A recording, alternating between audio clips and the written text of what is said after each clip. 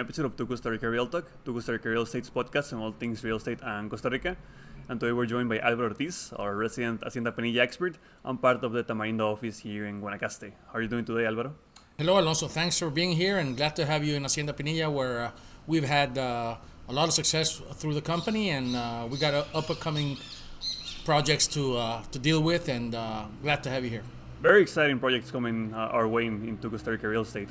And that's one of the main reasons why we wanted to touch upon with you on the idea of resort lifestyle here in Guanacaste.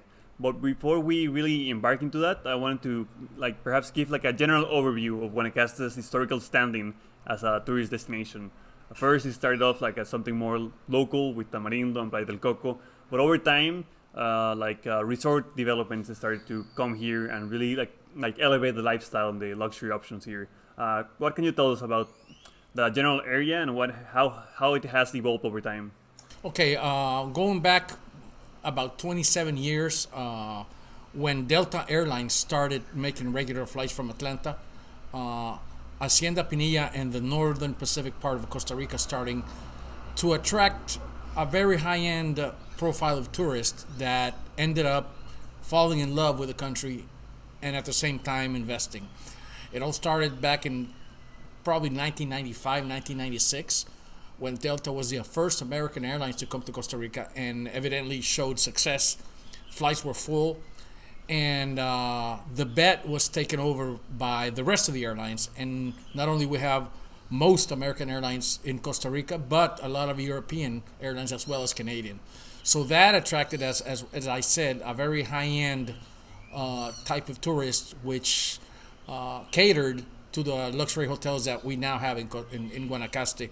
Considering, for example, for Four Seasons, we have the W Hotel in Conchal, we have the Westin in Conchal, up-and-coming Waldorf Astoria and Ritz-Carlton, and JW Marriott here in Hacienda Penilla, JW Marriott Guanacaste, which has been a very successful addition to the development itself here in Hacienda Penilla. I want to ask you, perhaps taking us back to 20, 30 years ago, what were the first resort developments that's established here, the trailblazers and pioneers of the new wave of development in Guanacaste and in Tamarindo specifically? Well, if we go back maybe 30, 25 years ago, the existing hotels were probably small hotels in Playa del Coco, in Playa Hermosa, in Tamarindo, in Playa Flamingo. But the first high-end, we could say, luxury hotel in the area, if I recall, was what at the time was called Meliá Conchal. Mm-hmm. It was an investment, hotel investment that involved the Costa Rican brewery and the Colombian brewery called Grupo Bavaria. That was the first important hotel in the area that had a golf course, that had a residential community, that had a beautiful beach, and a hotel that catered to the tourist, which initially started to develop into the European tourist, but ended up being nowadays American and foreigners in general from all over the world. Now that hotel has turned into a Westin, ownership changes, operational changes in the hotel and so forth. But that was the first hotel. Then we evolved into what we know as the Four Seasons, and then the JW Marriott Guanacaste here in Hacienda Penilla, that opened, let's say, maybe some 15 years ago. And what we have now is that, a hotel that has boosted Hacienda Penilla and has created this development and gated community, a very qualified opportunity for foreign investors. And in that sense, I also wanted to touch upon the kind of resort amenities that come with, as you mentioned, these big name brands, and how they also elevate the perception of the area as a whole. Because historically, and there's nothing bad with that, but Guanacaste was more of a backpackers, a surfer destination, and people usually came here, and there's still some destinations that cater towards that kind of a clientele, more a bohemian atmosphere, more a laid back style. But at the same time, as you mentioned, with the JW, with the upcoming Waldorf Astoria, the amenities they offer, the kind of resort lifestyle you can have here in Hacienda Penilla, how would you describe those comforts to someone that perhaps isn't as familiarized with them? Okay, living in the area in Hacienda Penilla, I've experienced it myself. Obviously after work, And after hours, I enjoy the amenities of the community, which include 18-hole championship golf course. Hacienda Pinilla property has 3 miles of beach. Some beaches have rocks, which doesn't mean they're not pretty. They're just different. And then, as you know, the area and the community is so large. We have a lot of people that exercise, that jog, that walk their dogs, that practice cycling. There's I would say a wellness atmosphere in Hacienda Pinilla, where the spas, not only the beach club from Hacienda Pinilla, but the spa of the JW Marriott Guanacaste is very, very sought after. So the quality of life here is very interesting, because when you travel and when you live in the beach, what you want are amenities, and different types of amenities for your kids, for your wife, for the mid-age, for the elderly, and so forth. And this does cater to everybody. There's something very interesting in that you're mentioning, because like these activities are not only like an aggregate, but also like an essential part of the selling point, or perhaps this new idea of what like luxury and resort living means. It's not only the high-end finishes or like the luxury restaurants or like the international cuisine. It's, as you mentioned, this idea of like wellness being like an integral part of the day-to-day life. Yeah, exactly. I mean, part of what Hacienda Pinilla tries to do and has done correctly is to keep the emphasis of the hacienda look and the Mexican colonial concept in their design, because they want to keep that hacienda style in the quality of life that people come here for. In fact, right now we're in a condo, a 3-bedroom condo that has a concept of a Spanish colonial, Mexican colonial design. And that's what people do, and that's what they're looking for. You know, it wouldn't make sense to have in an hacienda type of environment a modern contemporary design, which it doesn't match. So it's pretty much well done, because the environment caters for this type of living. Lagos de Palma Real, in this case where we are, is a great example. When you're here, you feel like you're in a farm. You don't feel much of a beach community unless you go to the beach, which is less than a quarter of a mile from here. So that is part of what we try to experience here. And that's also, we'll touch upon like the design choices and architectural choices more with Alex Bejarano in an upcoming podcast. But I want to ask you, perhaps relating to that, on how sub-developments within like a bigger development like Hacienda Pinilla, or also like in the case of like Reserva Conchal or like Las Catalinas, there's like each sub-development has their own identity and like kind of has a way of like framing their own idea of what resort living means. So that's also, I guess, and you can tell me if that's the case, that also expands the reach of the kind of clientele that can be approached with the options here, right? Exactly. Hacienda Pinilla has nowadays has at least 5 different residential communities among the large communities. Their names are Los Almendros, Las Golondrinas, Lagos de Palma Real, which is where we are, Bosques de Pinilla, Malinches, and a couple others. And they all offer different product. Here in Lagos de Palma Real, we have townhouses, and then some other communities have single-story homes or independent homes. As we know, townhouses, connect walls with another unit and other units and so forth. But the offering is very, it's very variable, because not everybody wants the same thing. So that's an advantage that Hacienda Pinilla has. It has not only different products, but at the same time different values. You can start out with a home in the $600,000-$700,000 mark, and they're gonna go up to 3-4 million. So there's everything for everybody here.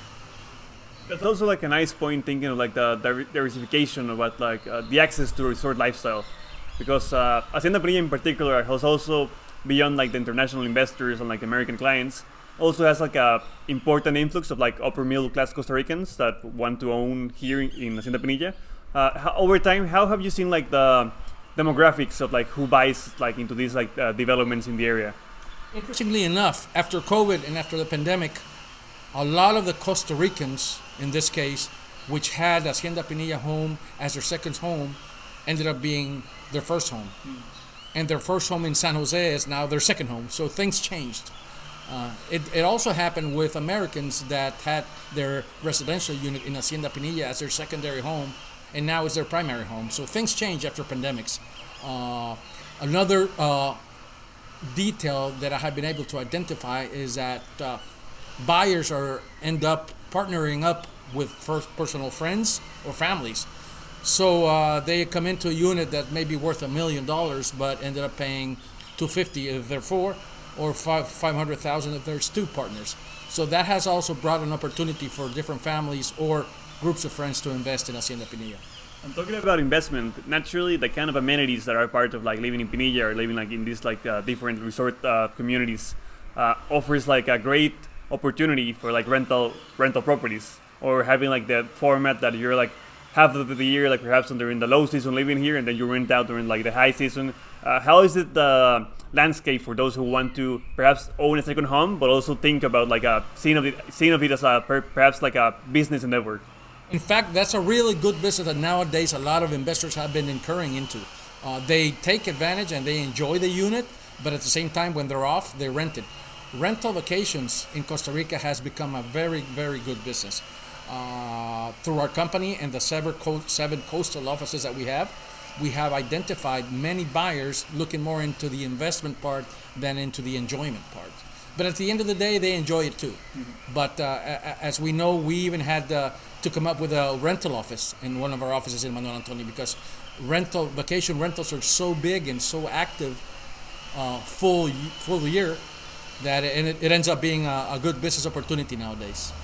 And I want to also ask you about perhaps the changing landscape as more and more focus has come into Tamarindo and in Guanacaste in general. It's been like an international spotlight as one of the best places to retire. The Blue Zone has its own like Netflix documentary. Like it's been all over the news in the last couple of years, particularly after the pandemic, as we mentioned, when people really want to focus on perhaps the wellness of things, of like a more like balanced lifestyle. Many people with the advent of like remote work also came to like Guanacaste to establish themselves.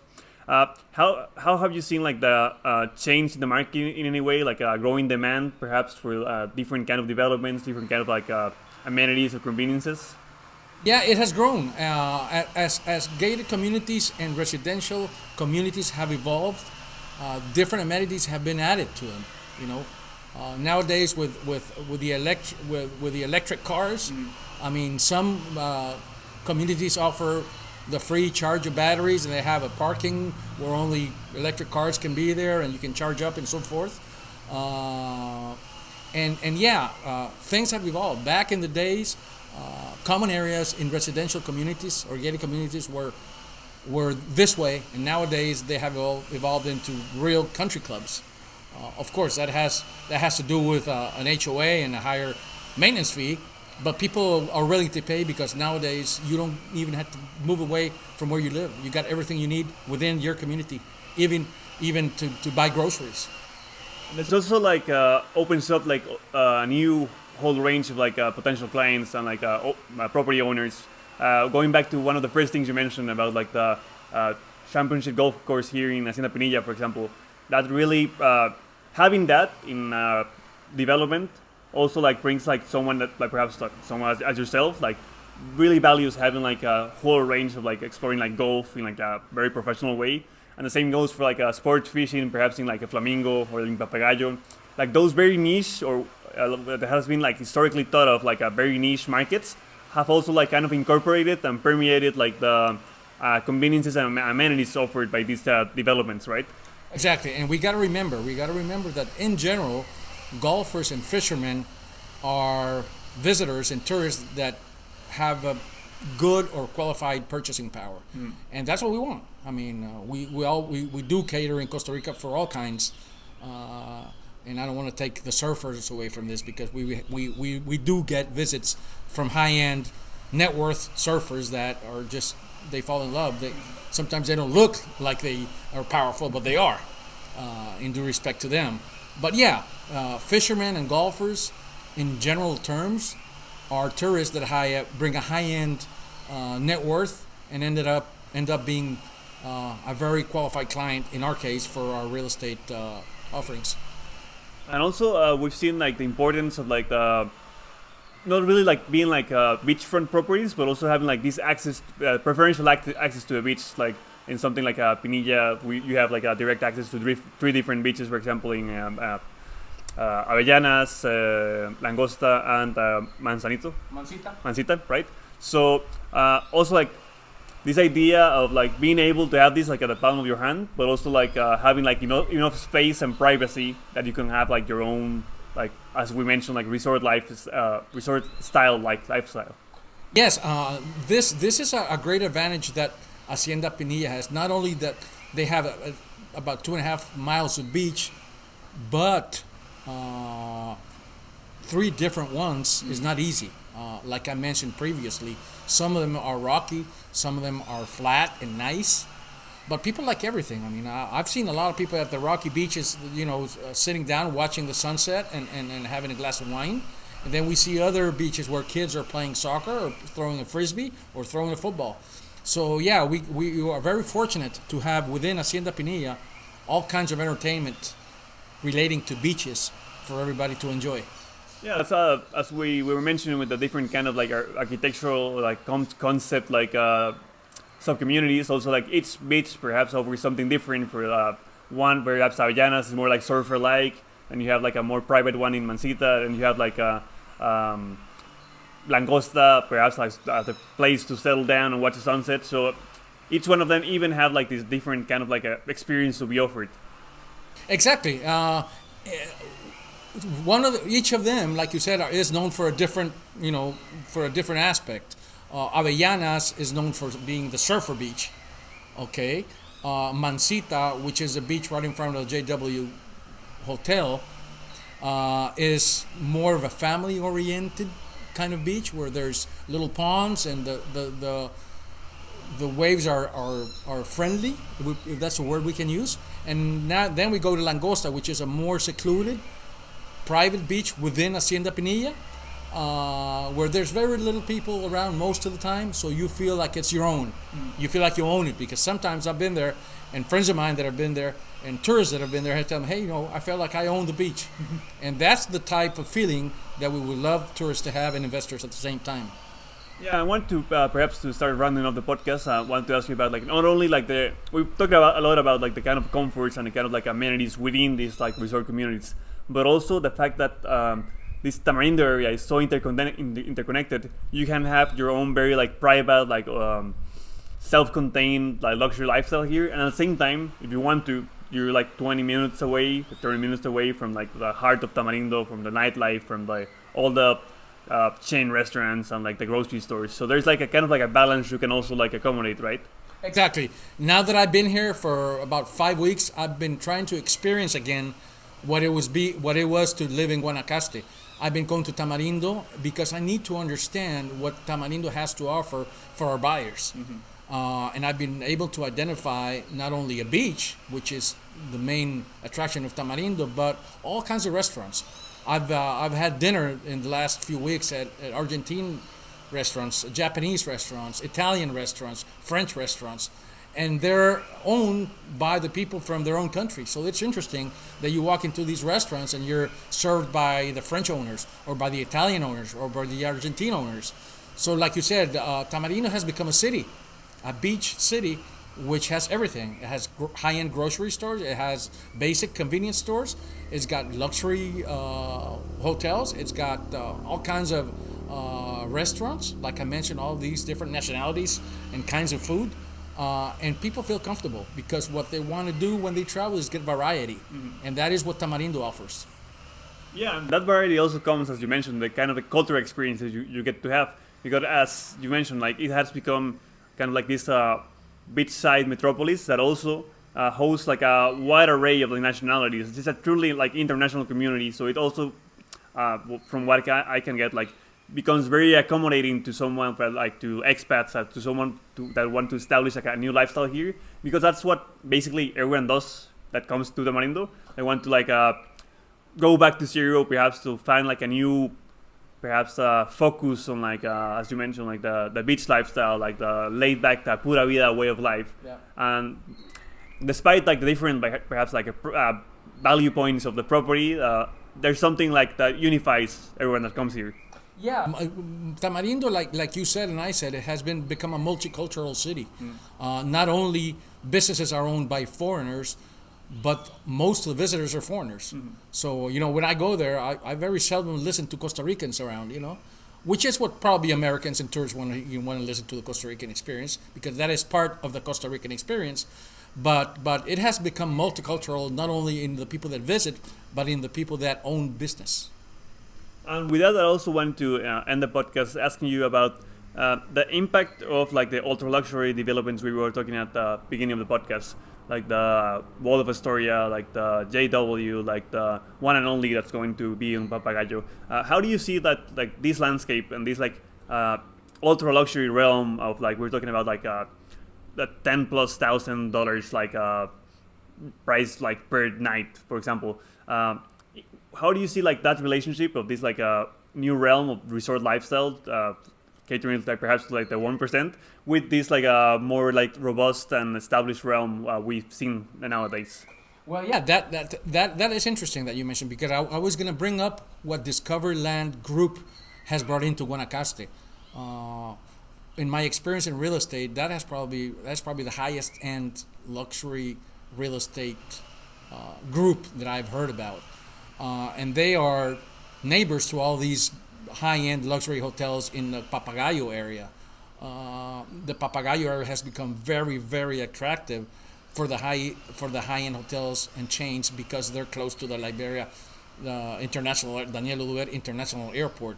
Most of these hotels are no more than a half hour from the airport, and when you fly your own jet, you get to the airport and then you go to the hotel. Very quickly, you're going to be in the beach or in the sand after 2-3 hours before you were in one of the cities of the U.S. So it has brought naturally a very high-end type of visitor, and at the end of the day, a very high-end type of investor. And finally, I want to ask you, perhaps more on like experiential level, as someone that has perhaps most of their life lived in the Central Valley. I wanted to get your impression, like as someone newly established here. How has been like this discovery process of like the kind of like lifestyle that you get to have here in Guanacaste, and what sets it apart from other parts of Costa Rica? Yeah, Guanacaste, I think, was the province or area of the country that had the largest boom in the COVID and post-COVID and pandemic days. The investment and the quality of the high-end investors and the high-end type of people that came into Costa Rica during pandemics, paying whatever was needed to be paid in order for them to have a spot near the beach or close to the beach or beachfront, in many ways didn't make financial sense. But the urgency to have space, to have an area, to have a place to walk after being closed down or shut down during pandemics, helped the real estate market, not only in Costa Rica, but it happened all over the world. And we were benefited. And Guanacaste has attracted the highest end of network clients that we probably didn't even think we could attract. Thanks so much for your time and expertise, Alvaro. It's great finally having you here in the podcast. Thank you, Alonso, and glad to have you. If you enjoyed our conversation, you can follow us on social media at Costa Rica Real Estate in each one of your favorite platforms. And you can follow all our previous podcasts on your favorite streaming platform at Costa Rica Real Talk.